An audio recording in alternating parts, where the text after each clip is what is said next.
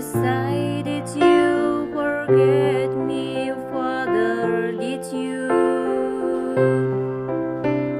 Then nail him to a wooden cross, so all the world would feel the loss of Christ the King before his hallelujah. Hallelujah, hallelujah,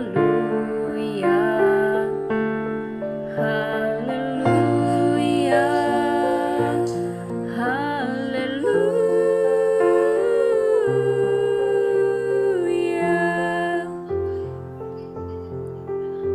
He hung his head and prepared to die, then lift his face up to the sky, said, I am coming home now, Father, to you.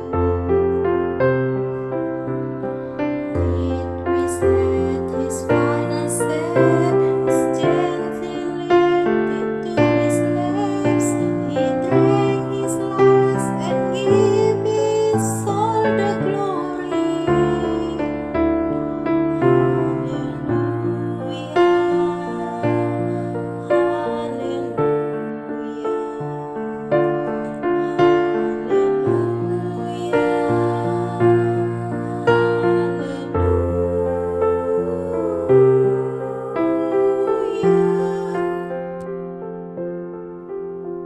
The shoulder who had used his sword to pierce the body of our Lord said, truly this was Jesus Christ, our Savior. He looked with fear upon his sword, then turned to face his Christ our Lord, fell to his knees, crying,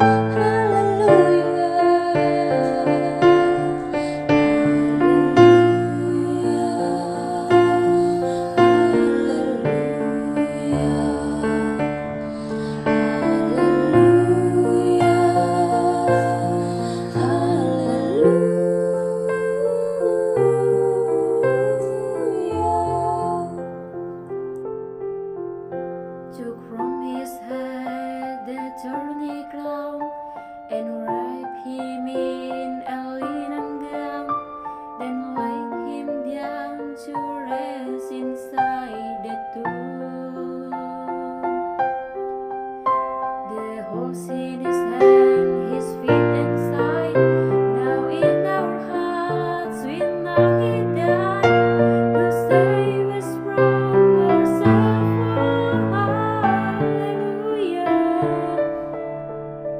Hallelujah,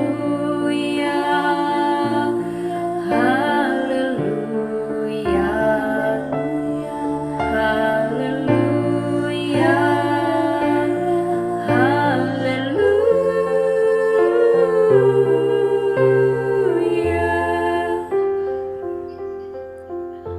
3 days went by, again they came to move the stone, to bless the slain with oil and spice anointing. Hallelujah. But as they went to move the stone, they saw that they were not alone, for Jesus Christ has risen. Hallelujah, hallelujah, hallelujah, hallelujah, hallelujah.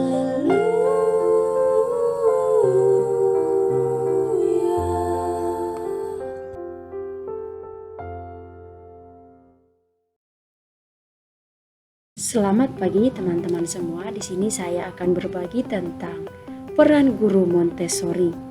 Kita tahu bahwa pembelajaran metode Montessori itu adalah salah satu metode pembelajaran yang digunakan di taman kanak-kanak atau dalam mendampingi anak-anak.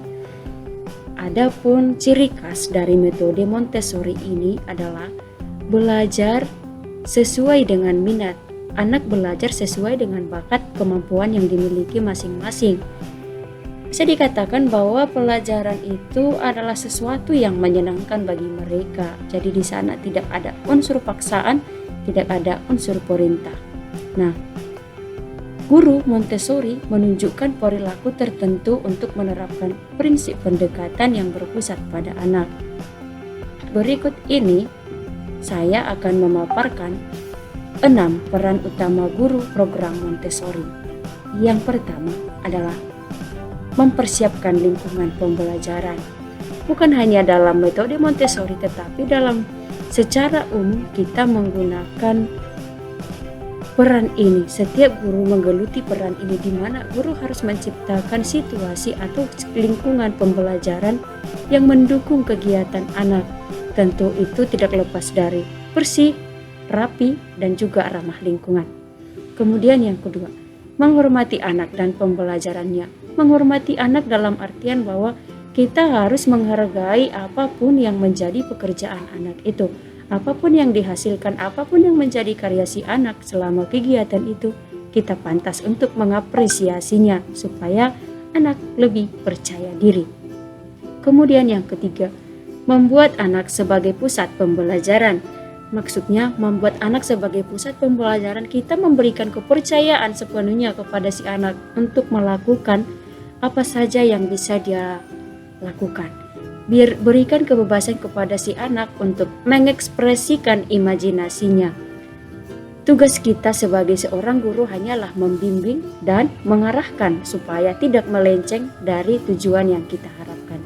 Kemudian yang keempat adalah mendorong pembelajaran anak. Mendorong pembelajaran anak dalam artian kita harus mendukung apapun yang dilakukan oleh si anak. Jangan sekali-sekali mengatakan kepada anak bahwa ini tidak boleh, tetapi dalam mendukung kegiatan anak tersebut berarti kita juga harus ikut meneliti apa yang dikerjakan oleh si anak, apakah itu salah atau benar. Maka ketika kita melihat ada kesalahan atau ada penyimpangan dari sesuatu yang dilakukan oleh anak, maka pada saat itulah si anak butuh bimbingan dari guru Montessori. Setelah itu kita juga mengamati anak. Peran guru juga mengamati anak, mengamati seluruh pekerjaan si anak, aktivitas si anak selama kegiatan pembelajaran berlangsung. Apa yang diminati, bagaimana cara kerja, bagaimana cara penyelesaian masalah, bagaimana cara mencari solusi dari permasalahan yang ditemukan oleh si anak. Maka saat kita mengamati, maka sejauh itulah kita mampu mengamati perkembangan si anak, mengamati sejauh mana kemampuan si anak untuk mencari solusi dari setiap permasalahan yang ditemukannya.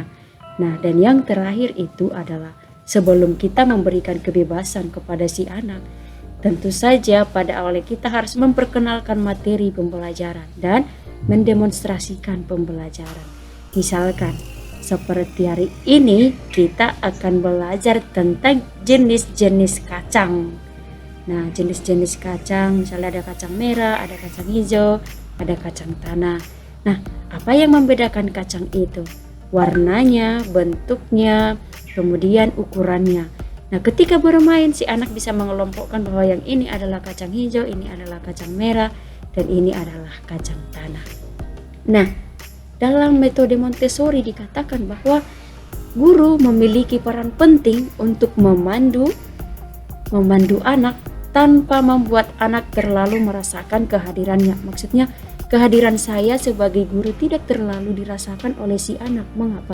Karena ketika posisi saya sebagai guru sangat dirasakan oleh si anak, maka si anak akan memiliki batasan-batasan tertentu. Mungkin ada ketakutan, ada keengganan untuk berbicara ataupun untuk berkomunikasi dengan saya. Akan tetapi ketika kehadiran saya tidak terlalu dirasakan oleh si anak, maka si anak dan saya sebagai guru siap memberikan bantuan yang diinginkan oleh si anak, tetapi tidak menjadi penghalang antara saya dengan si anak atau anak dengan pengalamannya. Nah, keberadaan saya sebagai guru Montessori adalah sebagai pemandu, pendamping, fasilitator si anak, sebagai tim penyelamat. Kira-kira begitu yang bisa saya jelaskan dari peran guru Montessori. Sekian dan terima kasih.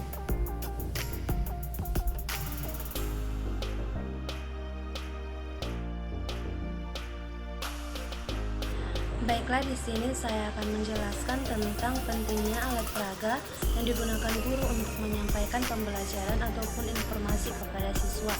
Nah, kita harus mengetahui bahwa alat peraga itu adalah sebuah benda atau alat yang digunakan guru untuk menyampaikan informasi kepada siswa secara nyata atau tidak abstrak, atau menggunakan benda tersebut yang pembelajarannya itu abstrak, sehingga dari media yang digunakan jadinya pembelajarannya dapat dilihat secara nyata.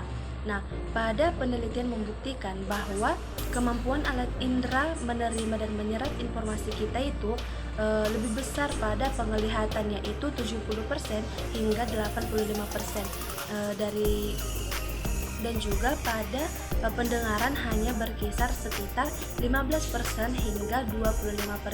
Nah, lebih besar dia pada indera penglihatan karena secara langsung dapat dilihat.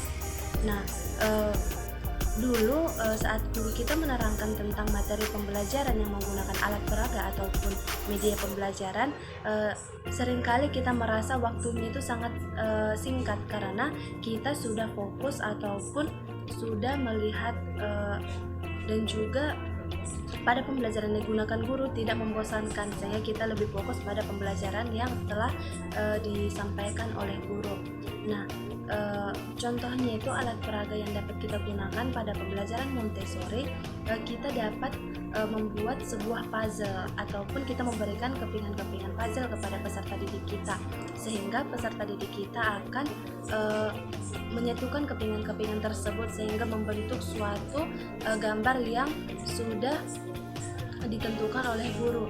Nah, yang kedua kita dapat membuat contohnya itu balok dan juga plastisin, ataupun dari plastisin kita dapat menyuruh si siswa untuk membuat sesuatu, misalnya itu bunga ataupun hal-hal lain yang disukai oleh siswa tersebut. Nah, dari contoh alat peraga yang kita gunakan itu, si siswa dapat berkreasi sesuai dengan kemampuannya masing-masing. Nah, pada contoh yang saya berikan itu dapat disimpulkan beberapa manfaat alat peraga yang digunakan oleh si siswa. Nah, yang pertama itu memusatkan perhatian si siswa. Jadi dengan pusatnya perhatian si siswa, jadi si siswa lebih fokus kepada pembelajaran yang diberikan guru, sehingga waktu yang digunakan itu lebih cepat yang ia rasakan. Yang kedua, menarik minat siswa untuk belajar. Yang ketiga, mempermudah penguasaan materi pembelajaran. Yang keempat yaitu merangsang pikiran si siswa untuk berpikir secara nalar. Yang kelima, meningkatkan daya imajinasi dan kreativitas si siswa. Sedangkan bagi guru, manfaatnya media ataupun alat kita untuk memperagakan sesuatu dalam pembelajaran atau sebagai alat peraga itu, yang pertama, mempermudah penyampaian materi pembelajaran yang bersifat abstrak, yaitu tadi kita memberikan plastisin sehingga si siswa itu lebih melihat pembelajaran itu secara nyata, tidak secara abstrak. Yang kedua itu memperluas cakupan materi pembelajaran. Yang ketiga itu mempermudah pencapaian tujuan pembelajaran. Yang keempat, menciptakan suasana pembelajaran yang kondusif. Yang kelima, menyampaikan pembelajaran yang verbalisme, menghindari pembelajaran yang verbalisme, di mana pembelajaran yang verbalisme itu jadinya kita tidak hanya menggunakan metode ceramah, karena sekarang guru harus memberikan siswa itu suatu eksperimen atau sesuatu yang membuat si siswa itu berpikir secara kreatif maupun berpikir secara kritis. Jadi di sini menghindari pembelajaran verbalisme artinya itu untuk tidak berfokus kepada guru, tetapi berfokus kepada si siswa. Jadi siswa lebih aktif di dalam kelas. Yang terakhir itu menciptakan pembelajaran yang efektif dan efisien. Nah, dari alat peraga yang kita gunakan, adanya manfaat kepada guru dan juga si siswa, jadi lebih mempermudah proses pembelajaran dan juga siswa juga lebih dapat mengerti. Sekian.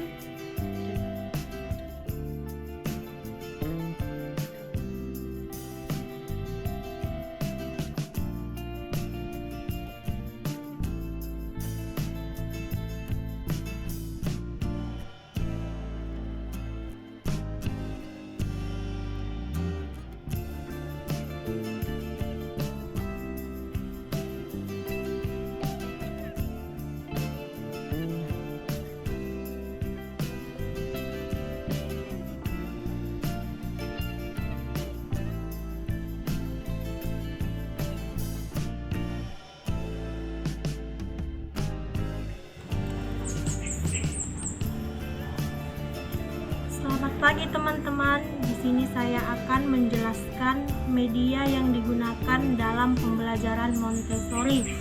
Media yang kami gunakan di sini yaitu berasal dari dapur masak dan juga lingkungan sekitar kita. Nah, jadi media yang kami gunakan ini tidak membutuhkan biaya yang banyak, tetapi sederhana namun bermanfaat. Nah, dari media pembelajaran ini, adapun tujuan dari pembelajaran ini adalah yang pertama, mengenal warna, kedua, mengelompokkan benda berdasarkan warna dan ukuran, yang ketiga, yaitu menggambar bentuk daun ataupun membuat sampel dari warna yang sudah saya buat. Terima kasih. Teman-teman, di sini ada karton putih. Nah, karton putih ini merupakan batas wilayah atau batas tanggung jawab seorang anak selama bermain. Jadi di atas karton putih inilah si anak mengekspresikan imajinasinya. Seluas karton putih inilah pertanggungjawaban seorang anak dalam bermain. Jadi kebebasan untuk bermain diberikan dan juga tanggung jawab dipercayakan kepada si anak sesuai dengan ukuran karton yang mereka dapatkan masing-masing. Adapun tujuan dari pemberian karton ini adalah supaya tidak mengganggu antara yang satu dengan yang lain, juga tidak berebutan tempat, melainkan membuat anak-anak nyaman dalam bekerja.